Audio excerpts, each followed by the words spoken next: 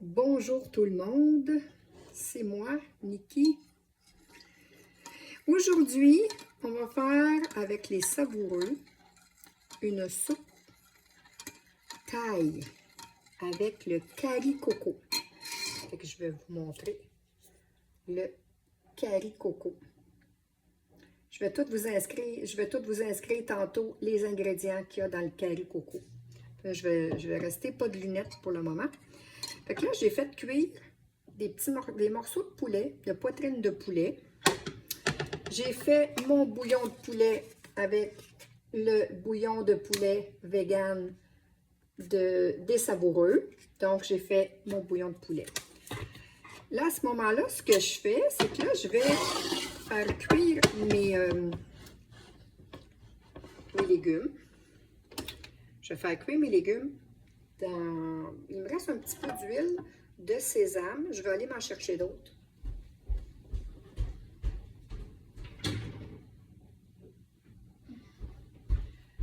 Un petit peu d'huile de sésame. Pas beaucoup, juste un petit peu, parce que j'ai déjà fait cuire mon poulet dans l'huile de sésame. Pour ceux qui sont allergiques, l'huile de sésame n'est peut-être pas une alternative pour vous. En attendant que l'huile chauffe un petit peu, je vais mettre un tout petit peu d'épices. Ça va être un petit peu difficile de voir, là. Je vais vous le montrer, parce que là, il y a moins d'éclairage. Vous allez voir les épices curry coco. Je vais en mettre un tout petit peu sur le poulet. Pas beaucoup parce que je vous dirais un quart de cuillère à thé. Parce qu'il va en avoir quand même tantôt dans le lait de coco.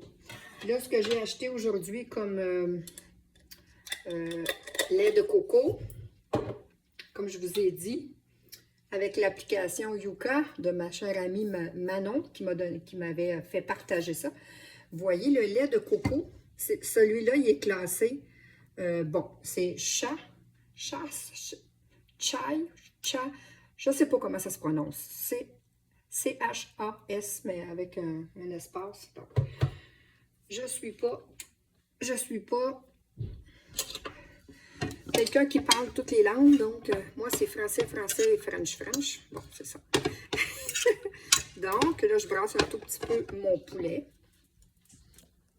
Je vais peut-être le mettre un petit peu comme ça, le téléphone. Vous voyez, ça va peut-être être plus fun de pouvoir voir ce que je fais. C'est juste pas évident. On va laisser comme ça. Bon. Donc là, je vais cuire. Là, là-dedans, j'ai du céleri, des carottes, des oignons, des échalotes.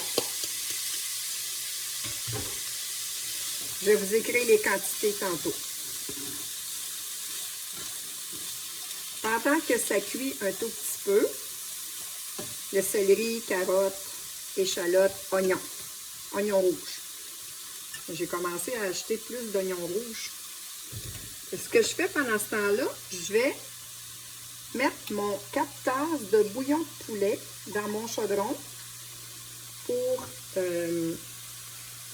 pouvoir ajouter ensuite mon lait de coco. Donc ici, j'ai 4 tasses de bouillon de poulet. J'ai ajouté, c'est sûr que vous le verrez, il n'y a pas, vous allez voir là, la coloration du poulet. On fait rôtir un petit peu.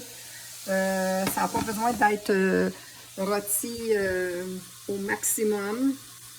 Quand même cuit un petit 15 minutes, pas trop fort. Puis, il va être mis dans la soupe à la fin. Là, pour l'instant, je fais mijoter. Là, je vais ajouter les champignons. Parce qu'une soupe thaï, pas de champignons. La recette que j'avais n'avait pas de champignons. Moi, j'ai décidé que je mettais des champignons. Comme direct, je goûte. Mais pas avec les doigts dans la bouche. Mon petit Derek était très content. Hier, il voulait que ma mère goûte à ces petits brownies qu'il faut garder au frigidaire. Hein? Pour ceux qui vont en faire éventuellement. Hein? Avec la banane, le beurre d'arachide et le cacao et la poudre à dessert des Savoureux. il faut garder tout ça au frigidaire pour garder l'effet brownies. Fait que je fais rôtir un petit peu les légumes. Je vais ajouter mon gingembre. J'ai une cuillère à soupe de gingembre. Je vais en mettre un petit peu plus. Moi, j'aime beaucoup le gingembre. À la fin, quand la soupe va être vraiment prête, je vais ajouter un peu de coriandre. J'adore la coriandre. La coriandre, ouf, que c'est bon. Avec le curry coco, je vais vous le montrer encore. Le curry coco. J'ai 2 secondes. C'est bon, je vais vous les dire les ingrédients pendant que ça réchauffe. Là. On a noix de coco, farine de coco, épices, sel de mer, curcuma, moutarde jaune moulue, du fenugrec, je ne sais pas c'est quoi, cardamome, de la poudre d'ail et du poivre noir. Je vais faire des recherches sur le fenugrec pour savoir c'est quoi. Je ne le connais pas. Ça doit être quelque chose qui est asiatique. Bon, là c'est cuit. Là, je vais quand même rajouter mon poulet. J'ai mis un peu d'épices de curry coco dedans. Puis je vais en remettre dans ma soupe. Là, je vais vous montrer mon bouillon de poulet. Je vais vous montrer mon bouillon de poulet. Vous allez voir le bouillon de poulet. Je vais prendre un autre ustensile, naturellement, pour la soupe. Il ne faut pas mettre l'ustensile, donc on va changer de fourchette. On va changer de... Bon, on change de fourchette, on change de cuillère. Bon. C'est vraiment une belle coloration, le bouillon de poulet. Vous voyez ici, j'ai mon lait de coco qu'on va mettre. Je vais aller vous remettre à votre place, les petits amis. On va y aller avec ça. Ça, le lait de coco. On va y aller tout doucement.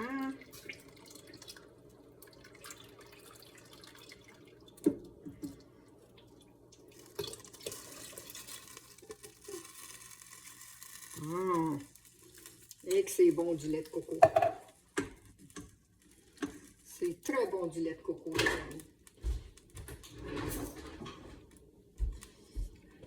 Bon, je suis de retour. Je vais vous montrer un peu ce que ça donne quand il y a le lait de coco à l'intérieur. C'est sûr que ça va faire une petite soupe. Je vais ajouter les épices. Les épices d'ail de curry coco. Je pourrais aussi mettre un petit peu de pâte de curry. Moi, j'en ai pas mis. Dans la recette, il y en a, mais j'en ai pas mis encore, étant donné que la recette, c'est une recette cétogène, dont moi, j'ai décidé d'ajouter des choses qui ne sont pas nécessairement dans la recette, là, comme le céleri, il n'y en avait pas, j'en ai mis. Champignons, il n'y en avait pas, j'en ai mis. Puis poivron, c'est vrai, j'ai du poivron aussi dans les légumes. Fait que je vais mettre une cuillère à soupe, quand même. Je veux que ça goûte quelque chose. Si jamais c'est pas assez piquant, je vais ajouter une cuillère à thé de pâte de curry. Fait que là, j'ajoute les épices curry coco. Et on va brasser ça. C'est sûr que ça va changer un peu la couleur. Il ne faut pas oublier que le bouillon que j'utilise, vu que c'est du bouillon vegan, il n'y a déjà pas la même... Je vais enlever ça parce que c'est trop chaud. Il n'y a déjà pas la même coloration qu'un bouillon de poulet conventionnel, là, plus chimique, il faut se l'avouer, avec plus d'additifs. C'est très différent au niveau de la coloration. Fait que c'est... il est un petit peu moins jaune foncé. Donc, bon, là, je vais ajouter tous mes légumes avec le poulet. On va y aller doucement.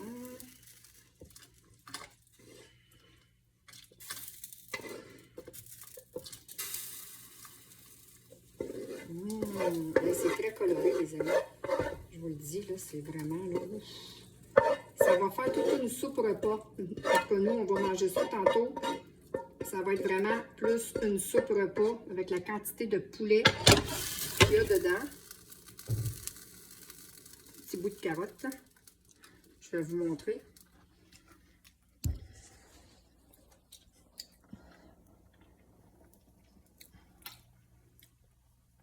Fait que c'est vraiment fait à base de lait de coco et de bouillon de poulet. Puis là, j'ai pas goûté, je vais goûter, puis je vais vous dire quand je vais distribuer ma vidéo si j'ai ajouté de la pâte de curry pour donner un petit peu plus de piquant ou si j'ai ajouté les épices des savoureux curry coco.